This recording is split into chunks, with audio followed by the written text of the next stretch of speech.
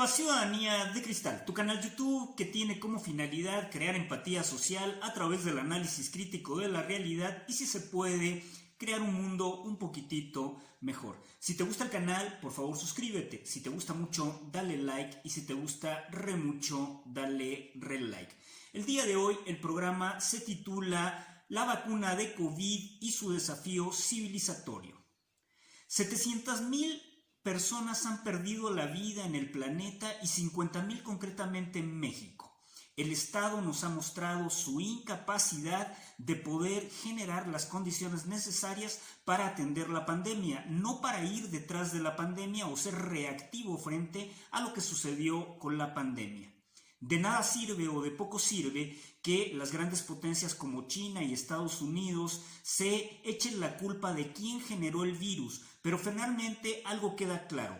Seguramente esto es una de tantas condiciones de la guerra bacteriológica que hemos tenido históricamente entre las grandes potencias, que data desde la Primera Guerra Mundial, donde se empezaron a utilizar armas químicas que fueron prohibidas precisamente por la monstruosidad que causaban. Vaya, dentro de una condición importante, porque la guerra en sí misma era una monstruosidad que negaba la razón científica del desarrollo humano. Eso era claro y estaba dentro de la discusión a nivel internacional.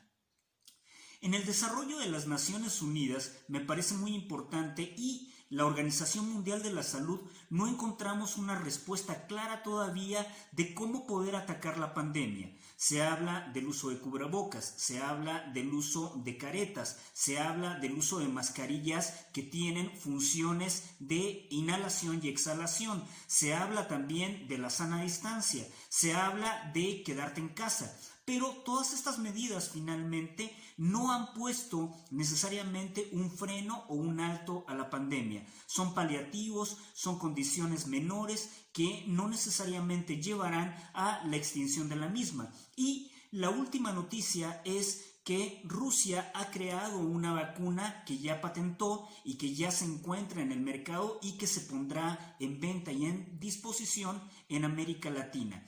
No es la única vacuna. Debes saber que en este momento ya se han probado más de 140 vacunas en el planeta, las cuales han tenido efectos colaterales muy importantes. Recordemos inclusive medicamentos que no eran vacunas, que trataban de fortalecer en determinado momento el sistema inmunológico, y lo que causaron fue derivaciones hacia problemas hepáticos, derivaciones hacia problemas renales muy importantes, derivaciones también hacia condiciones colaterales que tenían que ver con afecciones del sistema nervioso, y esto nos probó que tanto los medicamentos como las vacunas que se han desarrollado todavía se encuentran en experimentación, es decir, no hay certeza ni formas concretas de pensar que necesariamente generarán el bienestar y podrán servir para evitar la muerte frente al COVID-19.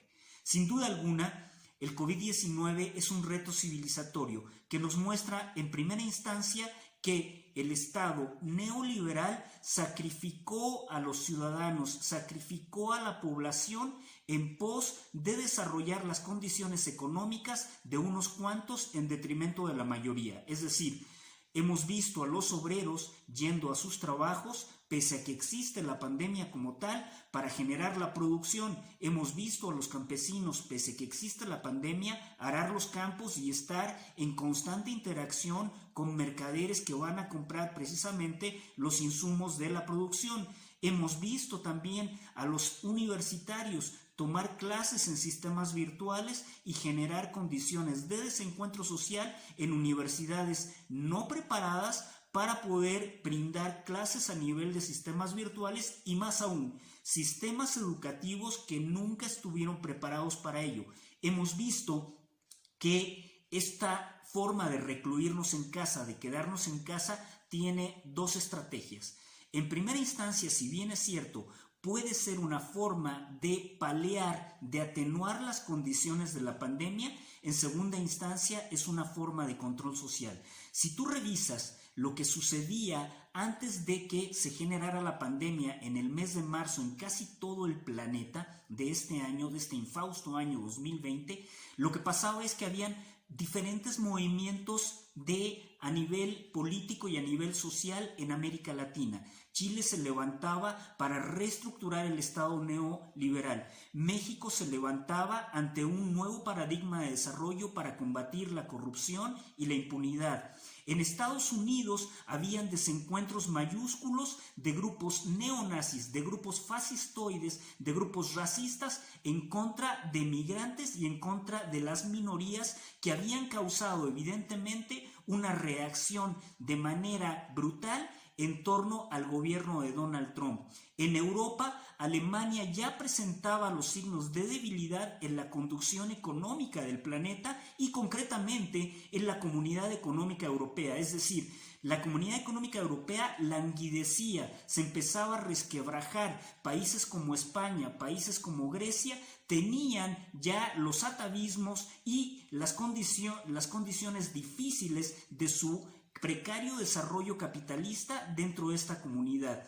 En el caso concreto de Siria, ya habíamos tenido N cantidad de desencuentros a nivel civil, la intromisión de Estados Unidos en el área y evidentemente la tutela histórica de Rusia frente a esta especie de guerra fría escondida que tienen todavía Estados Unidos y Rusia, más una variable importante, el crecimiento y decrecimiento de la economía china que oscilaba como péndulo y hacía que diferentes países tuvieran equilibrio o desequilibrio a nivel de las condiciones económicas. Era un contexto climático, era un contexto difícil mucho antes de la pandemia. ¿De qué estamos hablando? ¿Cuál es el análisis de fondo? Es evidente que la pandemia provocó un impasse, es decir, un momento para reestructurar las fuerzas del capitalismo, de las conducciones de las élites del poder que manejan verticalmente la estructura social y poder contener esa estructura social. Por lo tanto, el quédate en casa, si bien es cierto paliaba la pandemia, también era una forma de control social y ha sido una forma de control social. Pero esto generó un demonio o un pandemonio que no teníamos pensado, que no habíamos visto, que la integración de la familia tiene que ver con roles específicos, es decir, papá trabaja, mamá a lo mejor atiende las tareas de la casa y también puede ser que asuma trabajos más allá de las tareas de la casa. Recordemos que el trabajo de las amas de casa es un trabajo no reconocido, más el trabajo que pueden hacer en fuentes laborales. Los hijos iban a las escuelas, los abuelos estaban dentro de las tesituras de custodia del mismo hogar o preservación del hogar. Una vez que nos quedamos en casa, vimos que estos roles se abrieron, estos roles mutaron hacia nuevas condiciones de cómo interaccionar en un momento en el cual no estábamos preparados para tener tanto tiempo de congregación o de interacción social. ¿Qué fue lo que pasó? Que la violencia fue exponencial, pero la violencia no solamente hacia las mujeres, es una de las cosas que se ha hablado y que es verdad, sino también hacia los adultos mayores. De repente los ancianos empezaron a tener violencia, los niños empezaron a recibir violencia a sus padres, los niños empezaron a agredir a los abuelos, y esto fue una condición que poco sabemos y que poco hemos escudriñado porque evidentemente no tenemos formas empíricas de aproximarnos de la mejor manera. Lo que tenemos son aproximaciones dentro de las redes sociales. En el caso de las redes sociales, la pandemia nos empobreció, generó una miseria cognitiva asquerosa, en la cual lo único que habitualmente tenemos son memes que hablan de estupideces, de por qué no tengo novio, de cómo me pinté el cabello, si puedo hacer ejercicio o no en casa, si realmente la televisión me distrae, pero jamás se habla de que si revisamos nuestra estructura cognitiva, si estamos leyendo lo suficiente para generar condiciones necesarias de reestructuración de nuestro pensamiento en la pandemia, si conocemos el panorama a nivel político, económico y social de nuestro planeta en este momento, si discutimos sobre ese panorama, si creamos redes que pueden crear debates sociales para que el Estado se abra y nos brinde finalmente mejores alternativas de desarrollo humano. Esto quedó postergado. Esta fue una miseria. Es decir, finalmente, si alguien piensa que el gran desafío de la pandemia era crear mejores sociedades a posteriori después de que deje de estar, esto no va a ser posible. Lo que vamos a ver es una erosión del tejido social a futuro en el cual el Estado nos va a reprimir violentamente. Si tenemos un tipo de organización, la va a reprimir y evidentemente nos va a poner nuevamente en este neoesclavismo, en esta neoestupidez, en esta neoignorancia que generó finalmente este impasse de la pandemia por causa de nuestra propia forma de no entender y de no atender lo que teníamos que hacer para reestructurar la realidad social. Gracias. Te lo dijo el gurú de la política, siempre imitado, jamás igualado, desde Ciudadanía de Cristal. Te quiero, te amo, reflexiona. COVID y su vacuna no va a reestructurar el planeta. Gracias.